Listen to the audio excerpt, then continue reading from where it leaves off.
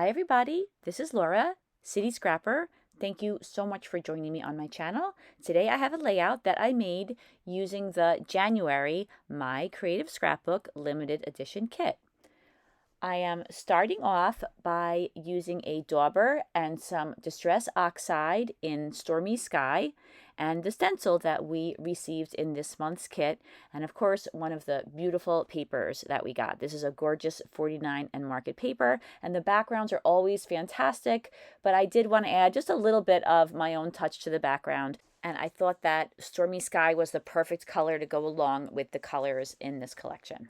I mainly added the stencil work to the area in the center, that white area where I know my photo is going to be placed, but I also added a little bit on the upper right hand side and the lower left hand side.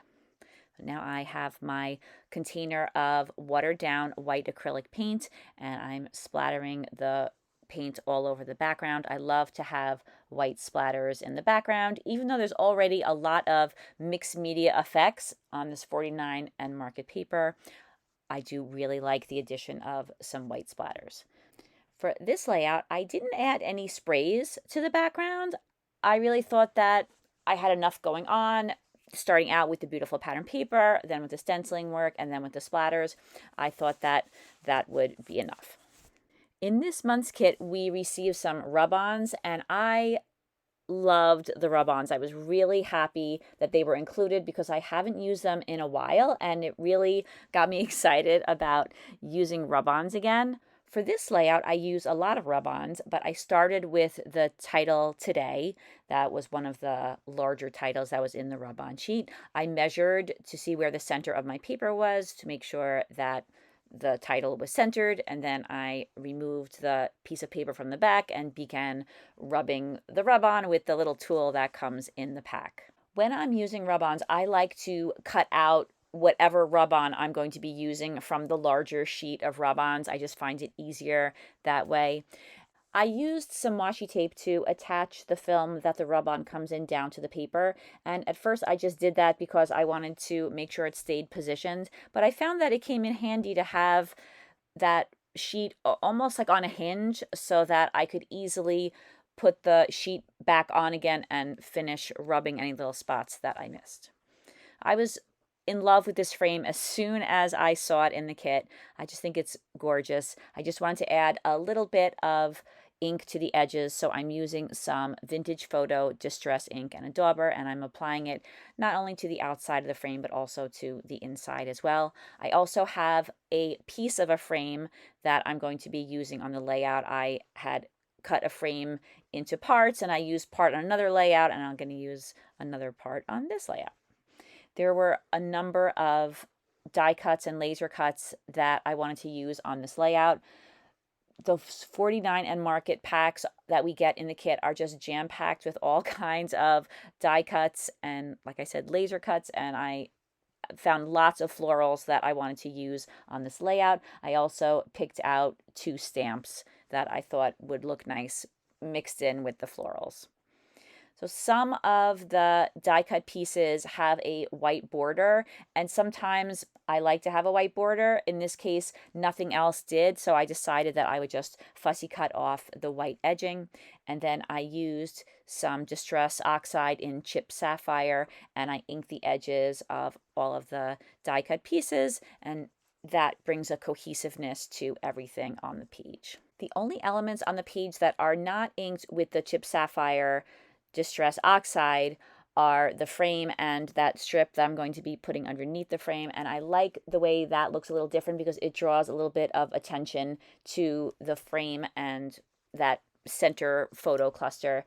There are bits of that color in the edges, so it's not like they're the only thing on the layout that has that brownish color. I've selected my photo. This is a photo of both of my daughters.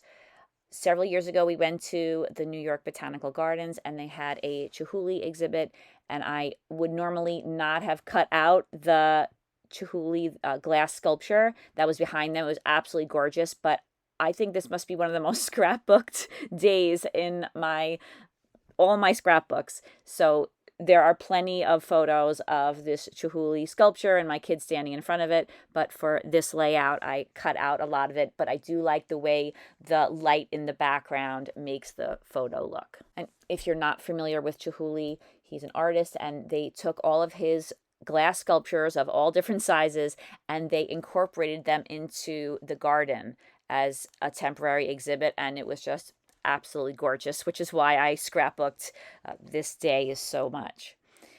Now I am tracing around the outside of the frame so that I can have a piece of cardstock, of thick cardstock, to go behind it. I know that I'm going to pop the frame up on some foam, and I don't want it to sag or bend when I put it in the scrapbook, so I like to make the photo and the frame around it nice and sturdy, and this cardstock is definitely thick enough to do that. So once I cut it to size, I added some ATG adhesive, and then I attached it down, and now it's ready to be popped up on some foam.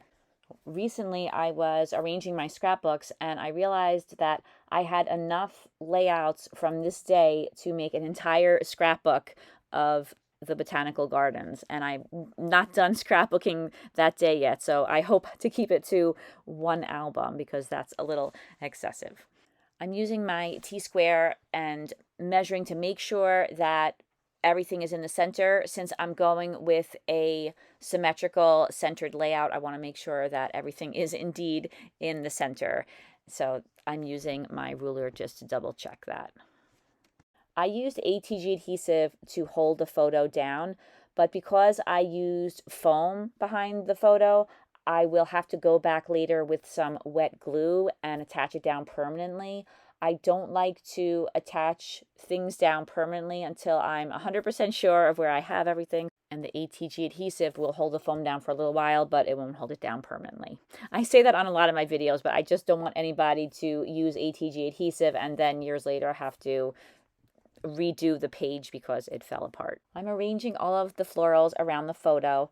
I like the idea of having the plants go up a little bit higher on one side than the other, and then I want to cluster a number of flowers around the base of the frame, and that will help to hide the bottom of the flower die cuts, and that helps to give the whole layout a more finished look. Now you can see that I am spreading some more words around the layout. These are all rub-ons. The sheet that we got had large rub-ons that could be used as titles, and then some smaller ones that could be used as little accents around the page. So I decided to cut out a number of the smaller rub-ons and sprinkle them around the page. I am using my T-square. I want to make sure that they're in just the right spot before I rub them down, because of course with rub-ons, once they're down, you can't remove them, and I haven't had any problems with that, but I just wanted to make sure that I planned carefully before adding them to the layout. I feel that rub-ons often just look like they're part of the pattern paper once they're on the page, which is kind of nice. It allows you to kind of customize the page a little bit, but it looks like it's part of the pattern paper. I was finding that the die cut on the right-hand side of the photo wasn't quite fitting in that space. And instead of lifting up the photo, I thought I would just trim it down a little bit. And I thought if I happened to need some extra leaves, I had just cut a couple of extra leaves off of that die cut. And then as I was putting everything back again, I was thinking that I would like to pop up one of those two blue flowers that's on the right-hand side of the photo. So I added some fun foam to the back of the flower, and that will help to give that flower a little bit of dimension. The frame has a little bit of dimension, so it's nice to have something else on the page with a little bit of extra pop to it. And I wouldn't just pop up the frame and one flower. By the end of the layout, I have several things popped up. That way the dimension is balanced throughout the page. I added some foam to the back of the rose on the left-hand side of the layout, and then I remembered that I had to attach all of the other elements down.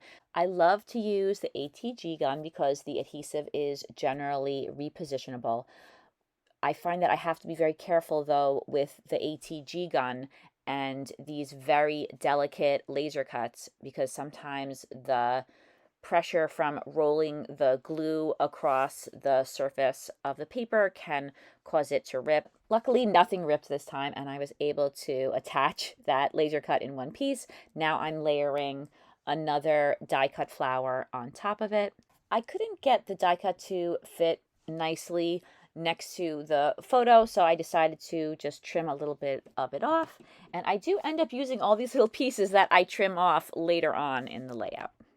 I attach the rose down, and then there's another spray of leaves that I once again carefully add the adhesive to, and then I tuck that into the cluster as well. In the end, I don't end up using that light blue rose on the left-hand side. Right now, I am cutting some of the leaves from behind where that rose is going to go. In the end, though, I end up totally removing that rose and using it on a different layout. And you can see that right away, I use those two little leaves that I removed from behind the rose. It really is a very small detail, but I think that it really helps to fill out the cluster. So I'm always looking for leaves. I think that just a couple of leaves can make a big difference on a layout. And with those two leaves, it helped to cover up some stems that I didn't think looked that nice. And then I added some rosebuds on the right, and one of them was the rosebud that I cut off of the die cut that's on the left-hand side of the photo a few moments ago. Next, I wanted to add a few more butterflies to the layout. I have a couple of blue butterflies selected, and I'm going to place them on the layout. I wanted to put something on top of that sentiment toward the top of the layout. I just thought that I needed to have some element toward the top of the page. And then I tried those other butterflies in a couple of different places, and I put some foam behind them. I didn't pop up their wings the way I usually do. Sometimes I'll attach the center down and pop up the wings. I decided to just pop the butterflies up as a whole on this layout. I also found that I had a few more of those flowers that are on the right-hand bottom side of the photo, and I tucked those in a few more places on the left-hand side. As of right now, I'm still sticking with that rose. And I really liked that rose, so I hated to take it off of the layout, but it's definitely starting to look a little out of place to me. I added a few more leaves to the right of those stamps, and I tucked another flower in, that blue flower on the right. It just, to me, filled in a spot that needed to be filled in. This is where I finally decide that that rose just doesn't fit in this layout. So I found another one of those blue flowers, and I popped it up on some fun foam, and I attached that down, and I think that looks so much better. And I don't necessarily need everything to be matchy-matchy, but the other style of flower just looked better. I ended up switching the blue butterfly out for a slightly larger white butterfly. I just felt like the larger white butterfly balanced the layout out a little bit. And then I have 3 butterflies that are not tilted, the 3 blue butterflies on the top of the layout, and I liked the way that looked as well. So now I have the elements in place, and I am ready to add some white splatters. This time I'm adding them mainly to the embellishments. Again, this just kind of helps to bring everything together. I also wanted to sprinkle some over the title and the butterflies and some of the rub-ons. Not too many on the rub-ons because I still want you to be able to read them. And there's just something about white splatters that I love on my layouts. So once I have finished adding the white splatters, I'm all done with the layout, and here are some close-ups.